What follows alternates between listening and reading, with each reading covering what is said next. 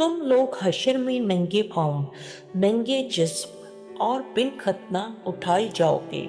یہ فرمانے کے بعد آپ صلی اللہ علیہ وسلم نے اس آیت کی تلاوت کی، جیسا کہ ہم نے پیدا کیا تھا پہلی مرتبہ ہم ایسے ہی لوٹائیں گے۔ یہ ہماری طرف سے ایک وعدہ ہے جس کو ہم پورا کر کے رہیں گے۔ سورہ انبیاء۔ اور انبیاء علیہ السلام میں سے سب سے پہلے ابراہیم علیہ السلام کو کپڑا پہنایا جائے گا۔ آپ صلی اللہ علیہ وسلم نے یہ بھی فرمایا، اور میرے اصحاب میں سے بعض کو جہنم کی طرف لے جایا جائے گا تو میں پکار اٹھوں گا کہ یہ تو میرے اصحاب ہیں، میرے اصحاب، لیکن مجھے بتایا جائے گا کہ آپ کی وفات کے بعد ان لوگوں نے پھر کفر اختیار کر لیا تھا۔